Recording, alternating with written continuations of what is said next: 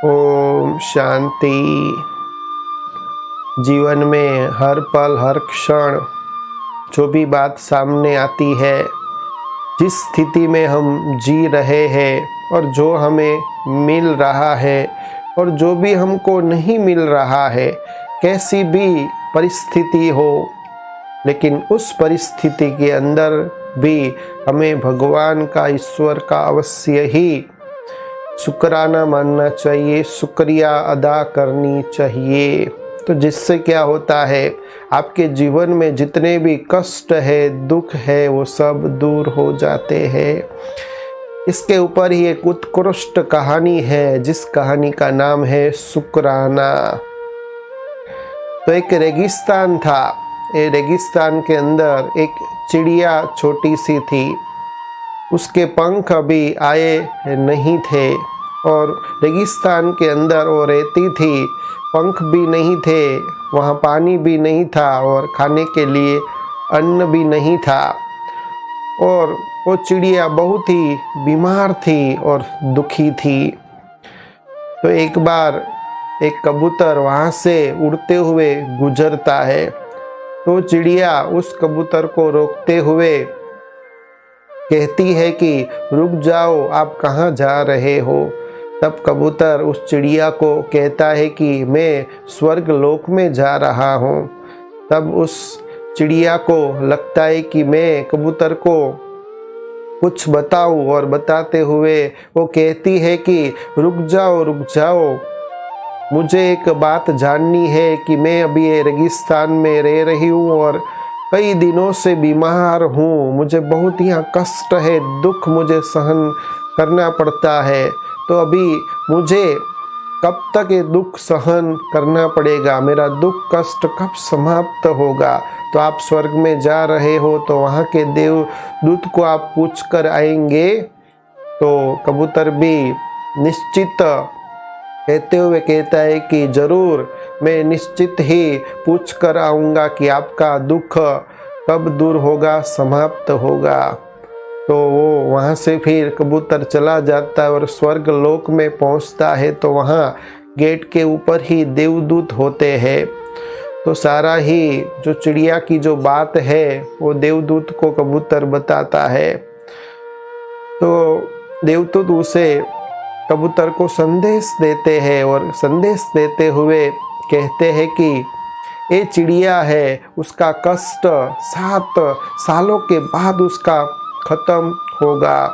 वे सुनकर के कबूतर बहुत ही दुखी होता है और उसे लगता है कि ये बात मैं चिड़िया को बताऊंगा तो बहुत निराश हो जाएगी। इसलिए वो कबूतर देवदूत को ही कहते हैं कि ये 7 वर्ष तक, 7 साल तक उसे कष्ट दुख सहन करना पड़ेगा। तो ये चिड़िया तो बहुत दुखी हो जाएगी, निराश हो जाएगी। तो उसका दुख दूर करने का कोई आपके पास उपाय है? तो देवदूत कबूतर को कहते कि हाँ, अगर चिड़िया कोई भी बात के अंदर, कोई भी स्थिति के अंदर भगवान आपका शुक्रिया, भगवान आपका शुक्राना ऐसे वो रटन करती रहेगी हर एक बात के अंदर, तो उसका दुख दूर हो सकता है। तो कबूतर भी ये मैसेज लेकर के, संदेश लेकर के चिड़िया को बताता है और चिड़िया को सारा ही स्वर्गलोक का जो संदेश है, देवदूत का संदेश है, वो सुनाता है।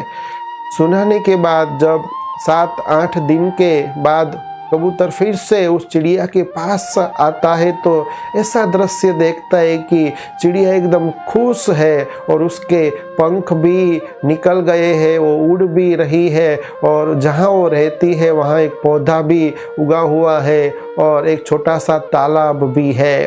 तो सारी स्थिति को देखने के बाद फिर से वो कबूतर स्वर्गलोक में जाता है और देवदूत को कहता है कि आपने ही तो बताया था कि ये चिड़िया 7 साल तक उसको कोई भी खुशी नहीं होगी, कोई भी सुख फील नहीं होगा, 7 साल तक उसको कष्ट या दुख सहन करना पड़ेगा। लेकिन मैं अभी ऐसा देख कर आया हूँ कि 7 ही दिन के अंदर उसके पंख भी आ गए, उसको पानी भी मिल रहा है, खाना भी मिल रहा है और बहुत बड़ी ही खुशी से वो झूम रही है।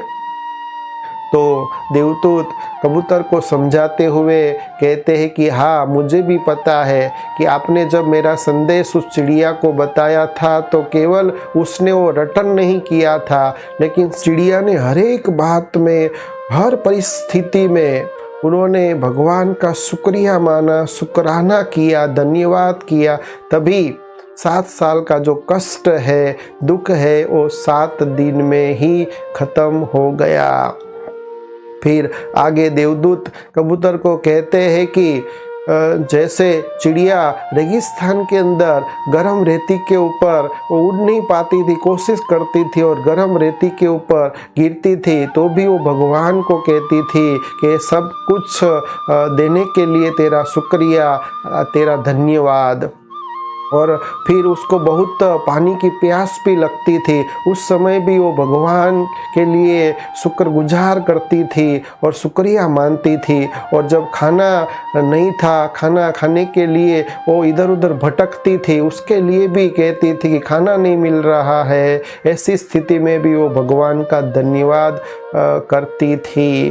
तो हर परिस्थिति के अंदर उड़ नहीं पाती थी, इसके ऊपर भी वो भगवान का शुक्रगुजार करती है, शुक्रिया मानती है, शुक्राना मानती है, तो जिससे उसकी सारी स्थिति ही चेंज हो जाती है और वो दुख है वो 7 दिन के अंदर ही वो सुख में परिवर्तित हो जाता है और वो खुशी में आ जाती है। तो ये छोटे से दृष्टांत के द्वारा हमको ये सीखने को मिलता है कि हर परिस्थिति के अंदर हमें भी भगवान का धन्यवाद मानना चाहिए। जैसे उदाहरण के तौर पर, जैसे हमारा सिर दर्द हो रहा है तो ऐसा समझना चाहिए कि भगवान, इसमें भी आपका शुक्रिया, इसमें भी आपका धन्यवाद कि मेरे जितने भी अंग है, जितने भी अवयव है वो बीमार नहीं है, केवल मुझे सिर दर्द ही है, मेरे बाकी के अंग तो स्वस्थ है। तो ऐसे समझ करके जब भगवान का आप शुक्रगुजार करते हैं, धन्यवाद करते हैं, तो सिर दर्द होते हुए भी आपको वो दर्द महसूस नहीं होता है, वो दर्द आपको परेशान नहीं करता है। भी छोटी बात हो, घटना हो, तो उसमें परमपिता परमात्मा का, भगवान ईश्वर का शुक्रिया मानना चाहिए, धन्यवाद मानना चाहिए। और जो हमारे जीवन के अंदर कमी पेशी है उसके लिए भी धन्यवाद, और जो है उसके लिए भी धन्यवाद। तो जो आपके पास प्राप्य है, आप जिस बात से संपन्न है वो सदा के लिए रहेगा, और जो आपके जीवन में प्राप्य नहीं है, कमी है, वो भी भगवान आपके जीवन में अवश्य ही भर देगा। तो जो भी आपके साथ मित्र संबंधी है, परिवार है, जिसके साथ आप व्यवसाय करते हैं, जिसके संबंध संपर्क में, कांटेक्ट में आते हैं, सब बहुत अच्छे हैं और मैं बहुत ही खुश नसीब हूँ कि मेरा जीवन परमात्मा ने सब बातों से परिपूर्ण किया है। कोई भी परिस्थिति जब आती है तब आप धन्यवाद भगवान का मानते हैं तो परिस्थिति भी कन्वर्ट हो जाती है, पल दुख आता है वो भी सुख में परिवर्तित हो जाता है।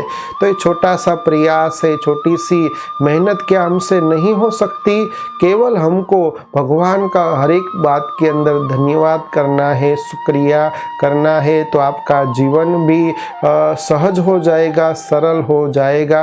कोई भी सरकमस्टांस, विघ्न, परिस्थिति, पेपर, समस्या जीवन में आती है, आकर चली जाती है, लेकिन भगवान का धन्यवाद मानने से वो दुख भी सुख में परिवर्तन हो जाता है और आता है और चला जाता है, लेकिन आपको एहसास नहीं होगा, भगवान महसूस नहीं कराएगा। तो सुबह उठते ही सर्वप्रथम भगवान का धन्यवाद करना है कि कैसा हमको भगवान ने अच्छा जीवन दिया है और हमको परिवार दिया है और कितने अच्छे मित्र संबंधी है, और जहाँ भी हम जाते हैं, नौकरी करने जाते हैं या घर व्यवहार में रहते हैं, कितने हमारे साथी सहयोगी है।